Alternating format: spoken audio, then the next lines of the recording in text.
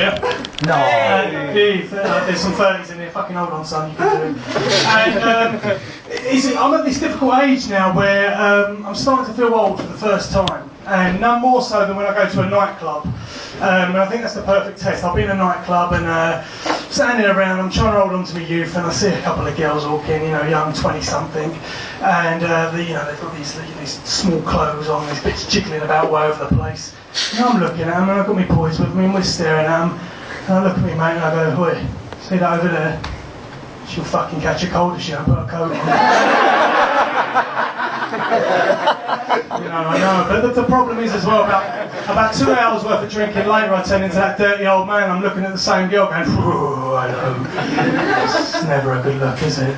But the thing about the nightclubs as well, another good test if you want to know if you're too old in a nightclub, when you go away on holiday and there's that summer tune, that everyone knows, and you come back from holiday and you're in a club and the summer tune comes on and the place fucking erupts and everyone hits the dance floor.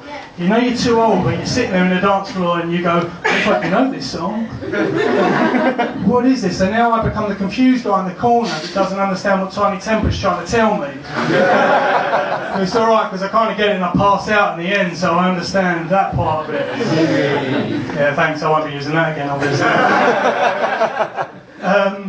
But the other thing, as well with nightclubs is that I'm kind of turning into my old man. When your dad goes to you, "This ain't music, this is not music." Back in my day, that was music. And I'm doing a bit of that now, but I think it's justified as well, because I did that the other day. You heard the new Bruno Mars song? Yeah. Grenade? If you ain't heard it, let me tell you the chorus, alright? Bruno Mars says, "I'll catch a grenade for you, I'll put my head for a blade for you, I'll take a bullet in the brain for you, and I'll jump in front of a train for you." He's only got the front to then go, "But you wouldn't do that for me, would you?" I thought, "Wouldn't you, twat?" No, I wouldn't. But I started thinking, Bruno, who's your inspiration for this song? Who was the girl that come along that made you want to do all this stuff? And then after a while I thought, this is not a girl, is it? This is an Al Qaeda love song. This is an ode to Bin Laden, isn't it? This is what's going on here. I've never really got on with music, and the reason I don't get on with music is because I don't have any rhythm. And I think when I was sent down here from heaven by God, I was in the rhythm queue, and I was waiting in the queue, and I think I must have got stuck behind someone like Usher, because when I got to the front, I think God went, "Oh shit, I didn't realise there was someone else here." I just gave the last bit of rhythm to Usher. "Sorry Steve, you're going to have to go down with none." So now when I'm on the dance floor, I kind of look like an octopus that's only got 2 tentacles and I'm trying to compensate for the missing 6. Not a very good look at all. But the thing about getting older as well is now I'm at the stage where a lot of my friends are now starting to have kids, and I'm from Mitcham, so they're on to their 5th or 6th kid at the moment. And you kind of go around there now and the kids are taking over, and I went round to my friend's house the other day and got a couple of little ones, and there's cartoons on.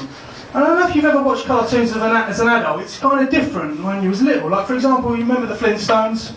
Hey. Remember the song to the Flintstones? Flintstones, that was the X Factor bit.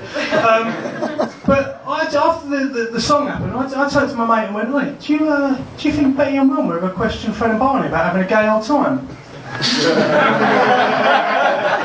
I think about it, I did when you was a kid. And the other point as well is the Smurfs.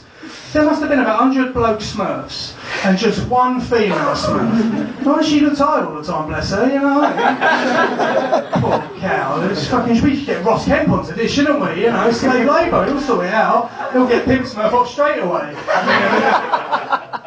Last thing I'm going to leave you with tonight, because I've seen the finger and I've seen it before. Me and Jem used to go out, she used to do that.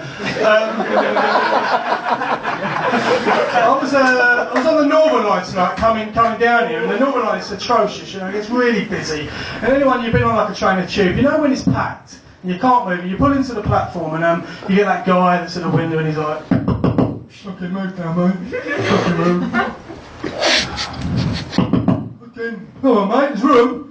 And this went on, and I'm standing, I'm looking at the 2 fellas beside me. You can't even put a fag paper in between us. And this guy's going on, and "Come on, mate, there's room." And after a while, I realised that what he couldn't see, that next to me there was a dwarf. So it looked like there was a gap between me and the other guy that was over there. And he's like banging, he's like, "Fucking and I'm trying to be discreet. I'm like, he's like, move down. And this went on for about 30 seconds. That's a long time when someone's abusing you for 30 seconds. So in the end I lost it. I went, there's a fucking midgets! I didn't know they don't like to be called midgets. They really hate it when you pick them up and go, hey, look at this guy down there! Guys, thanks very much for the great experience.